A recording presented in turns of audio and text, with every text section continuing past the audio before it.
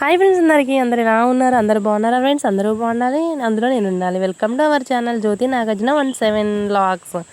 ఓకేనా ఫ్రెండ్స్, ఇప్పటివరకు మన ఛానల్ సబ్స్క్రైబ్ చేసేసుకోండి. మన వీడియోస్ నచ్చితే లైక్ చేయండి ఫ్రెండ్స్, అండ్ షేర్ చేయండి. ఇక్కడ వచ్చేసి ఈరోజు నేను రొయ్యలు చింత చిగురే కర్రీ అయితే వండుతున్నాను. మేము అమ్మ వాళ్ళ ఇంటికాడైతే ఉన్నాం ఫ్రెండ్స్. ఇక్కడికి వచ్చిన దగ్గర నుంచి ఇంకా మాకు చింత చిగురు పండగే అనమాట. చింత చిగురుతో ఒకటే వంటలు అనమాట. డైలీ చింత చిగురు కాంబినేషన్ లేని వంట అయితే జరగట్లేదు.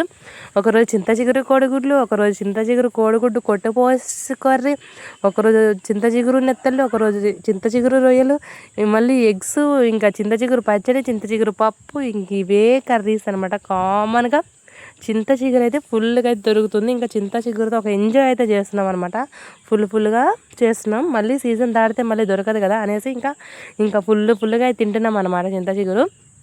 ఇంకా చింత చిగురు తర్వాత దొరకదు కాబట్టి ఇంకా చింత చిగురుని ఎండబెట్టి పొడి చేసి డబ్బాలో కూడా స్టోర్ చేస్తున్నాం. అమ్మ అయితే స్టోర్ చేస్తుంది, నా కోసం అమ్మ కోసం కూడా చేస్తుంది అనమాట, నేను వెళ్ళేటప్పుడు తీసుకెళ్ళడం కోసం. సో ఇంకా ఇక్కడైతే చింత చిగురు రొయ్యల కర్రీ అయితే చేస్తున్నాము. చింత చిగురు రొయ్యల కర్రీ సేమ్ ప్రాసెస్, మామూలుగా ఎలా చేస్తామో రొయ్యలు, టమాటా, రొయ్యలు, గోంగూర ఇవి చేస్తాం కదా, సేమ్ అదే ప్రాసెస్ అనమాట.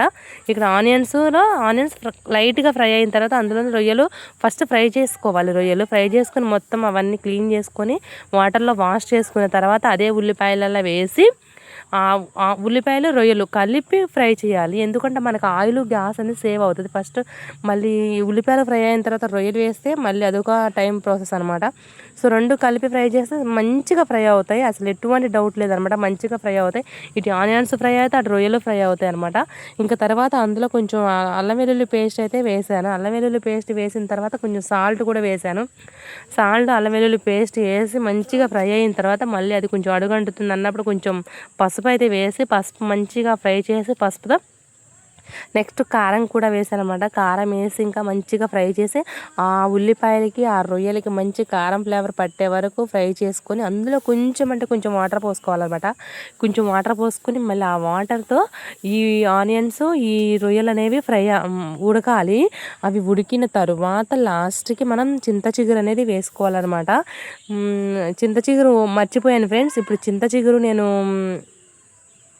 ఇప్పుడు నేను వేసే చింత చిగురు అమ్మ ఆల్రెడీ ఎండబెట్టి పొడిని చేసి స్టోర్ చేస్తుందని చెప్పాను కదా, ఆ చింత చిగురే వేస్తున్నాను అనమాట. చూడండి, సేమ్ అచ్చం మనం చెట్టు మీద నుంచి కోసిన చింత చిగురు ఏదైతే టేస్ట్ ఉంటుందో, ఏదైతే ఫ్లేవర్ ఉంటుందో సేమ్ అలానే ఉంటుంది అనమాట. సూపర్ అయితే ఉంటుంది కర్రీ. ఇంకో చూడండి, ఇదే స్టోర్ చేసింది అమ్మ, పొడిని చేసి పెట్టిందనమాట.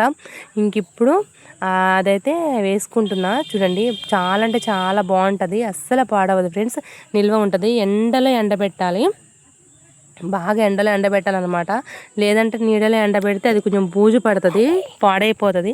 ఫుల్గా ఎండ ఉన్నప్పుడు ఎండబెట్టి పొడిని చేసి అది డబ్బాలో, స్టీల్ డబ్బాలో కానీ ప్లాస్టిక్ డబ్బాలో కానీ గాజు సీసాలో కానీ స్టోర్ చేసుకుని సూపర్ అంటే సూపర్ ఉంటుంది కర్రీ. సేమ్ పచ్చి చింత చిగురు వేసి కర్రీ వండినట్టే ఉంటుంది, ఫ్లేవర్ అయితే సూపర్ ఉంటుంది.